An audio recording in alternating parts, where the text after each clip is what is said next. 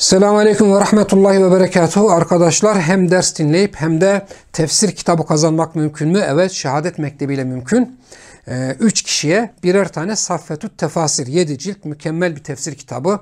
Yeni başlayan ve orta seviyede olanlara tavsiye ettiğimiz, yeni baskısı şimdi çıktı, birkaç gün önce çıktı, bizim de elimize ulaşmadı. 3 kişiye birer adet Saffetü't Tefasir vereceğiz. Peki ne yapacaksınız? Biraz sonra yayınlanacak olan, menhece dair oldukça önemli olan bir konu var. 1 saatlik bir ders var. Büyük İstanbul buluşmasında çekmiştim ben. Çok canlı, çok da müteharrik bir ders oldu. Severek dinleyeceğinizi umuyorum. Biraz sonra ders yayınlanacak. O dersi güzelce dinleyeceksiniz. Özetini çıkartacaksınız. Dersi ezberler derecesinde dinleyeceksiniz. Arkasından 5 Aralık Pazar günü biz bu dersle ilgili soruları Şehadet Mektebi kanalımızda yayınlayacağız. 5 Aralık Pazar günü saat 9'da Şehadet Mektebi isimli kanalımızda dersin sorularını hem sesli olarak hem de PDF formatında yayınlayacağız. Saat 14'e kadar süreniz var. Soruları sırasıyla cevaplayacaksınız. 1, 2, 3 böyle atlayarak değil, sırasıyla cevaplayacaksınız. Soruları cevaplarken özetlerinizden faydalanabilirsiniz. Dersi tekrar dinleyebilirsiniz. Yani bu dersi tekrar açabilirsiniz. Hızlandırıp dinleyebilirsiniz, fark etmez. Saat 14'e kadar süreniz var. Dersi temiz beyaz bir kağıda önce soruyu, sonra cevabı yazacaksınız. Fotoğrafını çekip bize göndereceksiniz. 535 445 62 42 nolu WhatsApp hattımıza bize göndereceksiniz. Biz değerlendireceğiz ve 3 kişiye birer tane Saffetü't Tefasir hediye edeceğiz. Peki değerlendirirken neye dikkat edeceğiz? 1, 90'ın altında alanlar hiç şeye girmeyecek. Değerlendirmeye girmeyecek. Hocam 90 rakamı, 90 baremi çok yüksek bir baraj değil mi derseniz, hayır. Ders belli, ne anlattığım belli, içinden çıkacak sorular bile belli. Yani bir kere güzelce dinleyip özet çıkardığınız zaman herkesin 100 alması gerekir normalde. Ama ben biraz aşağı tuttum, 90. 90 üstünde alacaksınız. Bu 1. 2, diyelim ki 5 kişi katıldı. 5'i de 95 aldı. Kimi ön plan alacağız? İlk atanı, erken atanı. Yani hızlı olmaya, cevapları erken teslim etmeye çalışacaksınız. Bu 1. Olabildiğince 90'ın üzerine çıkmaya çalışacaksınız. Bu da 2. 5 Aralık Pazar günü saat 9 ile 14 arasında biz cevapları göndereceksiniz bize. 14'ten sonra cevap almayacağız. Aynı gün 5 Aralık Pazar günü saat 20'de, akşam 20'de canlı yayınımız olacak. Canlı yayında arkadaşlar, canlı yayın esnasında hem bu sorular üzerinde hem bu konu üzerinde duracağız, hem de kazanan 3 kişiyi ilan edeceğiz inşallah. Şimdiden hepinize başarılar diliyorum. Böyle etkinliklerimiz olsun inşallah. Hem bir taraftan konu öğrenilsin. Yani oldukça önemli bir konu arkadaşlar. Yani menheç bozuksa akide ne kadar düzgün olursa olsun hiçbir şey ifade etmez. Birkaç yıl sonra, 3 yıl sonra, 5 yıl sonra o akide de zaten bozulacaktır. Bundan dolayı böyle önemli bir konuyu 3-5 kişi öğretebilme adına ve teşvik edebilme adına, ki bu caizdir, teşvik edebilme adına böyle bir yarışma düzenledik. Hepinize başarılar diliyorum. Şimdi sizi dersle baş başa bırakıyorum. Selamünaleyküm ve rahmetullahi ve berekatuhu.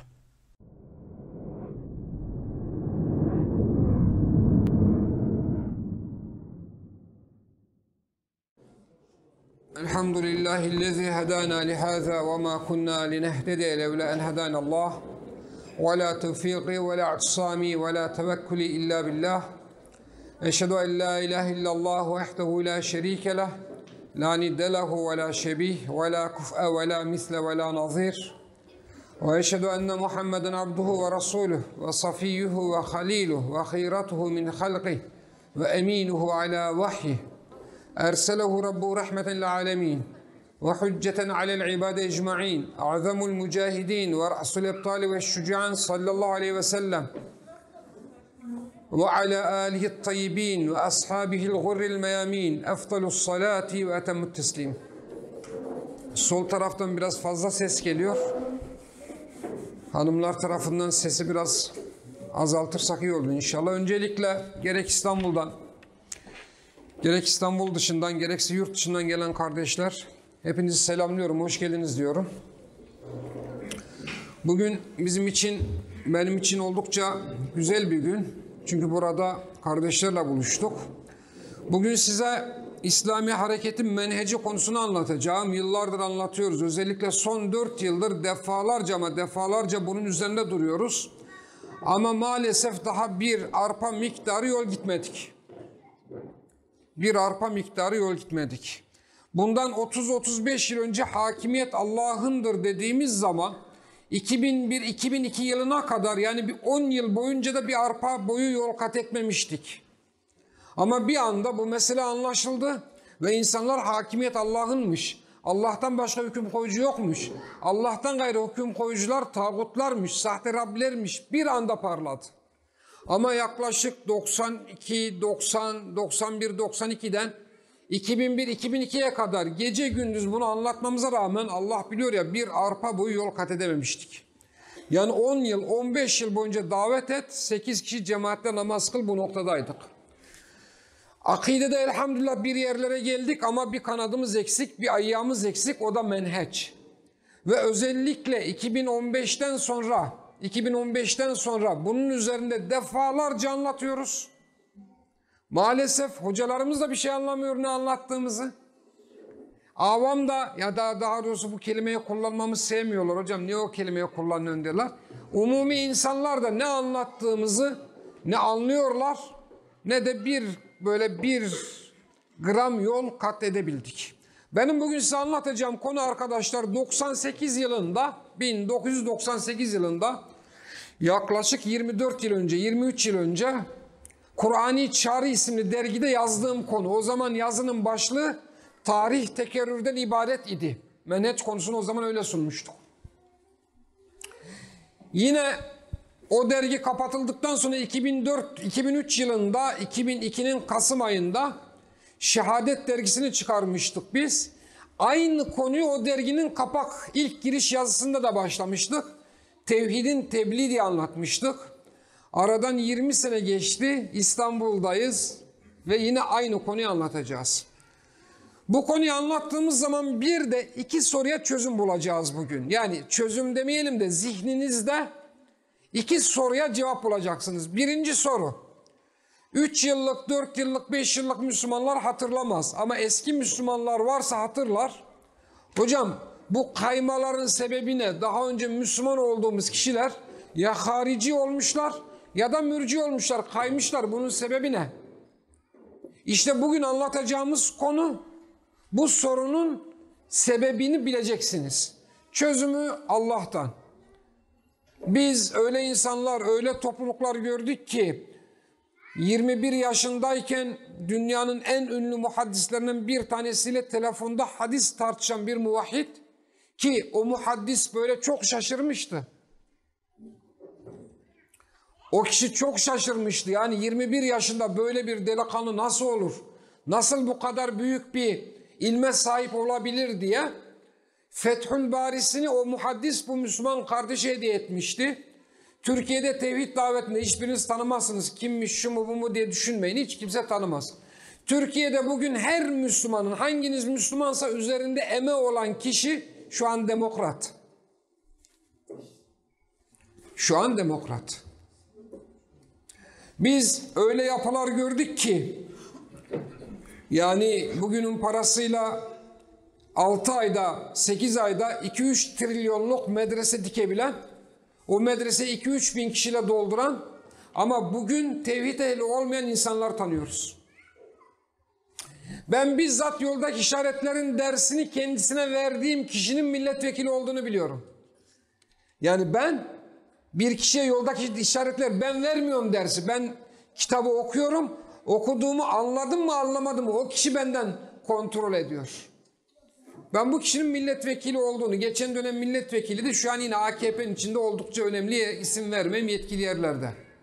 Yine ben demokrasi üzerine kitap yazıp 6 yıl 3 ay bundan dolayı ceza alan ama şu an İstanbul Büyükşehir Belediyesi'nde AKP'nin oldukça önemli yerlerinde görev alan kimseler tanıyorum. Yani tekrar ilk soruyu soruyoruz. Hocam bu sapmaların, bu oynamaların, bu dönüşümlerin sebebi ne? İşte sorunun cevabı şimdi söyleyeceğiz biraz sonra menheç. menheci sapma, akidevi sapmaya yol açmaktadır. Eğer ortada bir menheç sapması varsa akide sizlere ömür. Menheç nedir, ne değildir uzun uzun anlatacağız. Konya'da olduğu gibi 35-40 dakika ders yapmayacağız. Uzatacağız biraz. Çünkü biz 758 kilometre öteden geldik. Biraz uzatmak bizim hakkımız. Siz de uzun yollardan geldiniz. Bir pazar günü sabahı evde yatmak, uzanmak, tatil yapmak varken burada bizimle beraber olmak istediniz. Konuyu biraz uzatmak sizin de hakkınız. Karşılıklı haklarımızı birbirimize ifade edeceğiz. O halde tekrar başa dönüyoruz. Bugün menheç konusunu anlatacağız. Birinci sorumuz şu. Hocam bu kaymaların sebebi ne? Yani hocalarımıza bakıyoruz. İşte şuna bakıyoruz, buna bakıyoruz. Cemaatlere bakıyoruz. Vasat olamamıyor bir türlü. Ya ifrata gidiliyor ya tefrite gidiliyor. Bunun sebebi ne? Bu sorunun cevabını biraz sonra bulacağız inşallah. İkinci soru, şu sorunun cevabını da bulacağız. Hocam bu ihtilaf neden dolayı? Bu tefrika neden dolayı? Bütün Müslümanlar bir araya gelse, toplansa, bütün hocalar bir araya gelse, hep beraber bir davet sunsak, bu bir ütopyadır. Hayal, yani hayal ürünüdür. Peki bu niçin hayal ürünü? İşte bu derste biraz sonra, bu dersi iyi anlarsanız, daha doğrusu ben iyi anlatabilirsem, sizin iyi anlayacağınıza eminim. Ben iyi anlatabilirsem bunun da cevabını ne yapacaksınız? Alacaksınız inşallah. Arkadaşlar bazen benim hani talihim mi derler, kaderim mi derler, çok önemli bir şey anlatacağım zaman Konya'da olsun, başka illerde olsun, böyle kafama koydum nasıl anlatayım, ne örnek vereyim derken birdenbire bir şeyler olur. Hah derim, bunun üzerine ben anlatayım. Burada da öyle oldu. Onu anlatacağım inşallah. Ben bugün menheç dersini anlatacağım da size pratik örnek sunmam gerekir. Sunamıyorum. Yok, elimde canlı örnek yoktu. Meydana geldi. Ve şu da olacak. Menhece uymanın getireceği faydaları da göreceksiniz. Şimdi biz buraya geleceğiz dediğimizde bizim kardeşlerimiz, İstanbul'daki kardeşlerimiz, onlara özellikle teşekkür ediyorum. Çok uğraştılar, çok gayret ettiler. Allah onlardan razı olsun. Gerçekten çok gayret ettiler. Bir yer tuttular. Tuttukları yerin sahibi Doğu Türkistanlı bir ablamızmış. Ondan sonra tabii benim buraya geleceğimi duyan Doğu Türkistanlı Büyük Alimler Birliği varmış burada. 80 tane büyük ulema varmış. Böyle bir harici, böyle bir tekfirci. Sefaköy gibi bizim memleketimiz. Sefaköy onların memleketiymiş. Nasıl gelebilir? Ve bizim vatandaşımızın salonunda nasıl ders verebilir? Böyleymiş. Facebook'ta yazmışlar, Twitter'da yazmışlar. Aman buraya gitmeyin. Ne kadar hemşerileri varsa bize dikkat kesilmiş. Elhamdülillah Rabbil Alemin. Yani beni hiç hayatımda duymayan, yani kadın diyor ki ben bu hocanın bu kadar meşhur olduğunu bilmiyordum diyor. Halbuki değil, onlar meşhur etti. Tamam mı? Bu kadar meşhur olduğunu bilmiyordum diyor. Ben bu salonu veremem size diyor. Haklı kadıncağız, 2 tane çocuğu var, kimsesi yok. Ben burada geçiniyorum diyor. Ben bütün her şeyimi buraya bağlamışım diyor. 2 tane reddiye sunmuşlar bu haricilere yönelik reddiye diye. Ben dün değil evvelsi gün gece konuştum, olmadı. Sabah bu Ulemalar Birliği'nin lideri midir artık nedir onunla konuştum. Kimdir nedir tanımıyorum ama Allah'tan hiç korkmadığını biliyorum.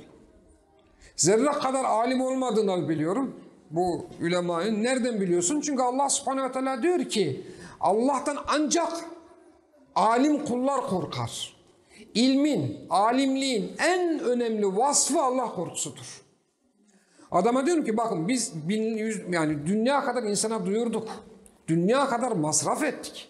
Arabalar kiraladık, bugüne özel bardaklar yaptırdık, insanları çağırdık. Kimisi yola gitti, kimisi orada, yurt dışından gelen oldu, otele yerleşen oldu. Ve siz söz verdiniz, sözünüzü tutmanız lazım. Allah'tan korkmuyor musunuz diyorum, böyle duruyor, biz veremeyeceğiz. Hiç başka bir şey yok. Ben seni Allah'a havale edeceğim diyorum, et diyor. فَمَا أَصْبَرَهُمْ عَلَى النَّارِ diyor ya, onlar ateşe karşı nasıl dayanıklılar. Bak diyorum, o kadar insan orada gelecekler. Biz de diyeceğiz ki arkadaşlar böyle böyle izin verilmedi. Bu insanlar bize izin vermedi. Bu insanlar beraber bir araya gelmemizi istemedi dediğimiz zaman size beddua edecekler diyorum, etsinler diyor. Allah'tan bu kadar korkmayan bir adam alim filan değildir. Şimdi lafı nereye getireceğim? Ben şunu yapabilirdim arkadaşlar. Ben oraya geleceğim. Beni hiç kimse engelleyemez. Ben orayı tutmuşum. Elimde belgem var. Kapıyı açmayacak mısınız? Kırar gireriz. Ben bunu yapabilirdim. Peki niye yapmadım biliyor musunuz? Çünkü bu büyük bir dalalet ve sapkınlık olurdu. Niye hocam? Biraz sonra anlayacaksınız. Türkiye'nin dört bir tarafından arkadaşlar geliyor. Hocam nasıl kapattılar? Kimmiş bir görelim filan. İşte bunlar menheci sapkınlıktır bizim kardeşlerim bu yaptığı. Bizim kardeşlerim bu yaptığı menheci sapkınlıktır. Biraz sonra bunları anlatacağız. Ben bu hususu niçin anlattım size arkadaşlar? Ben bu hususu şundan dolayı anlattım ben. Ben bu hususu. Ne zaman ki çok önemli bir hususu anlatmaya çalıştığım zaman karşıma bir olay olur. Bir olay meydana gelir. Örnek vermem gerekir. İşte şimdi biraz sonra size örnek vereceğim. Onlar tevhid davetinin duyulmaması için elinden geleni yapacaklar. Kur'an böyle söylüyorlar. Biz de tevhid davetinin duyulması için elimizden geleni yapacağız. Arada bir çatışma mutlaka çıkacak. Bu çatışmada vuran onlar, vurulan biz olacağız. Menheç bunu emrediyor. Kan döken onlar, kanı dökülen biz olmak zorundayız. Bağıran, çağıran, küfreden, hakaret eden onlar, "Kalu selama" diyen bizler olmalıyız. Ne kadar zor değil mi sizler için? Ha? Sizler için çok zor bu. Ama menheç bunu emrediyor. Menheç bunu emrediyor. Resulullah sallallahu aleyhi ve sellem içimizde erkeklerin en erkeğiydi. Resulullah sallallahu aleyhi ve sellem içimizde delikanlıların en delikanlısıydı. Resulullah sallallahu aleyhi ve sellem içimizde cesurların en cesuruydu. Ama menheçten bir milim bile sapmadı. Evet. Bu örnek, biraz sonra bu örneği uzun uzun kullanacağız. Şimdi arkadaşlar, menheç ne demek? Önce bunu bir anlatalım. Buraya kadar anlattığım kısım mukaddime olan kısmıydı. Ben buranın engellenmesi ve bu Doğu Türkistan Ulemalar Birliği ile ilgili özellikle de bir video çekeceğim. Reddiye vermişler. Reddiyelerine cevap vereceğim inşallah. Yani böyle gülümsediğime bakmayın ama reddiyelerine ben cevap vereceğim. Konuyla ilgili de özellikle bir video çekeceğim. Ancak şu an bununla sizin vaktinizi almak istemiyorum. Menhece dair birkaç şey söyleyeceğiz. Arkadaşlar menheç şudur. Allah subhanehu ve teala beni kendisine ibadet etmem için yarattı. Bu bir. Burada problem yok. Allah'tan başkasına ibadet eden insanlar ise Allah'a ibadete davet edeceğim. Tevhide davet edeceğim. La ilahe illallah'a davet edeceğim. Burada da problem yok. Nasıl? Nasıl sorusunun cevabı menheçtir işte. Nasıl? Kimleri davet edeceğiz? Mesela insanları İslam'a davet ederken seçici davranan var mı burada? Yoksa mesela yolda giderken bir taksiye bindiniz, bir saat boyunca yolculuk yapacaksınız. Hemen davete başlarsınız değil mi? Olmaz işte. Kimi davet edeceğiz? Önce kimlerden başlayacağız? Önce nereden başlayacağız? Hangi konuyu anlatacağız? Anlattığımız konuyu, anlattığımız mevzuyu dinleyen kimse kabul ederse ne yapacağız? Kabul etmezse ne yapacağız? Kabul eden kadınsa ne yapacağız? Erkekse ne yapacağız? Çocuksa ne yapacağız? Kabul etmeyen, kabul etmedi ama düşmanlık gösterdi, ne yapacağız? Kabul etmedi ama kafasında şüpheler var, ne yapacağız? Kabul etmedi, düşmanlıkta göstermiyor, ne yapacağız? Bakın bunların hepsinin cevabı Kur'an-ı Kerim'de vardır. Ve bu cevapları oluşturan, bu cevaplar bütününe de menheç ilmi denmektedir. Ben kimi Allah'ın dinine davet edeceğim? Kur'an-ı Kerim'de var. Davet ettiğim kimseler kabul ettiğinde ne olacak? Kabul etmediğinde ne olacak? Bunlar Kur'an-ı Kerim'de var. Bunlar Kur'an-ı Kerim'de var arkadaşlar. Kısacası Allah subhanehu ve teala bana İstanbul'dan Konya'ya gitmemi emretmiş. Buna tevhid diyoruz. İstanbul'dan çık, Konya'ya doğru git diyor. Ama şu yoldan git, bu yoldan, şu yoldan gideceksin. Başka yoldan değil. İşte buna da menheç diyoruz. Şimdi sorunun cevabını veriyoruz arkadaşlar.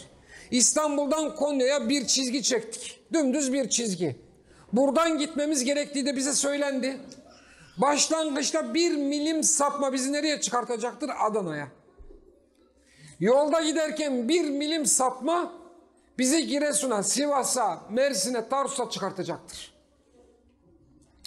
İşte arkadaşlar, menheci sapma, yani tekrar örnek veriyoruz. Tekrar örnekliyoruz inşallah. Buradan Konya'ya git emri tevhiddir. Bu gidiş, bu güzergah, bu yol nasıl olacak? Bu da menheçtir. Buna da menheç denir. Ve siz o dümdüz çizgiden, dümdüz yoldan gitmez de başlangıçta veya yolun ortasında 1 milim sapma gösterirseniz sonuca kesinlikle, yani tevhide kesinlikle varamayacaksınız. Demek ki sapmaların, dün tevhid ehli olup bugün demokrat olanların, dün tevhidi yükselttiği halde bugün parlamentoya girenlerin, dün tevhid ehli olduğunu iddia ettiği halde bugün ircaya kayanların en önemli sorunu neymiş? Menheç hastalığı, menheç sıkıntısıdır. İlerliyorsun, büyüyorsun, büyüdükçe sapmalar başlıyor. İlk baştaki hassasiyetler gidiyor. Büyüdükçe sapmalar başlıyor, hassasiyetler gidiyor. İlk büyürken bir mesele küfür müdür, şirk midir bakmıyorsun. İlk büyümeye başladığın zaman bir mesele haram mıdır, değil midir bakmıyorsun. İlk büyümeye başladığın zaman günaha düşmek tehlikesinden dolayı mekruhları bile terk ediyorsun. O kadar hassassın. Bir mesele harammış, helalmiş, küfürmüş, şirkmiş, hiç buraya bakmıyorsun. Onları zaten terk etmişsin. Günaha düşmek korkusundan dolayı en ufak bir mübahı bile terk ediyorsun. İlerliyorsun, menheç bozuk, ilerliyorsun. Artık o terk ettiğin mübahları bırakıyorsun. Şüphelilerle iştigal etmeye başlıyorsun. Biraz daha ilerliyorsun. Helal mi haram mı? Yani tamam, bu bazı alimler haram demiş ama buna cevaz veren alimler de vara geliyorsun. Biraz daha ilerliyorsun. Helal haram demeksizin haram olan konularda, ben örnek verdim de burada olmaz, apaçık haram olan konularda şaz fetvalara sarılıp böyle diyen alim de var diyorsun. Ve bu şirke ve küfre kadar gidiyor. Ben bunun onlarcasına şahidim. Fert bazında da şahidim, cemaat bazında da şahidim. Benim ortaokul arkadaşımın İstiklal Marşı'nda ayakta duran da kafir, oturan da kafir, yere uzanan da kafir, sırt sürdüren de kafir deyip ikinci kattan camdan atlayıp İstiklal Marşı'na katılmamak için kolunu kıran arkadaşımın şu an demokrasinin bir yerinde görevde olduğunu biliyorum. Ve farkında değil. O bunun farkında değil. Birkaç kere anlattım. Konyalılar bilir, Ankaralılar da bilir. Bir kere daha anlatayım. Böyle bir kardeşin yanına gitmiştim. Tam bir müşrik olmuş yani. İmam olmak için uğraşmış ama imamlığı becerememiş, olmayı becerememiş yani. İmtihanına almamışlar bunu. Mustafa nasılsın, iyi misin dediğimde iyiyim dedi. Eskisi gibi devam ediyoruz dedi. Hiç durmuyoruz dedi. Dedim ki hatırlar mısın, biz seninle Arapça dersi alırdık caminin arkasında, kömürlükte Arapça dersi alırdık. Evet. Oradan çıktığımız zaman caminin imamını gördüğümüzde ne yapardık? Çocuğuz, 14-15 yaşında çocuğuz. Caminin imamına tükürürdük biz. Tamam, yani çocukluk. Çünkü bize necis geliyor ya. O geçerken biz de tükürürdük ona. Dedim ki ya bak, yıllar önce yüzüne tükürdüğümüz adamlardan olmaya çalışmışsın. Nasıl aynı devam ediyorsunuz siz? Aynı, hiç değişmedik, aynı. Dedi ki hakikaten ya dedi. Menheci sapmada ne olur biliyor musunuz arkadaşlar? En tehlikeli boyutu söylüyorum. Menheçte saptığınız zaman bunun farkında olmazsınız. En sıkıntılı taraf bu. Bunun farkında bile olmazsınız. Menheci olarak sapmaya uğrarsınız. Yoldan çıkarsınız. Dün en ufak noktalarda hassasiyet gösterdiğiniz hususlara bugün zerre kadar itibar etmezsiniz. Ama bunun farkında bile olmazsınız. İnsanlar gelirse nasihat eder. Ya yanlış yoldan gidiyorsunuz. Hatalı yoldan gidiyorsunuz. Yapmayın, etmeyin der. Siz bunu o insanların kibrine veya hasedine bağlarsınız. Yapmayın etmeyin derler. Siz başka bir şeye bağlarsınız. Ve kendinizdeki bozulmayı, kendinizdeki değişmeyi hiç ama hiç görmezsiniz. Arkadaşlar, La ilahe illallah tevhiddir. Muhammedun Resulullah menheçtir.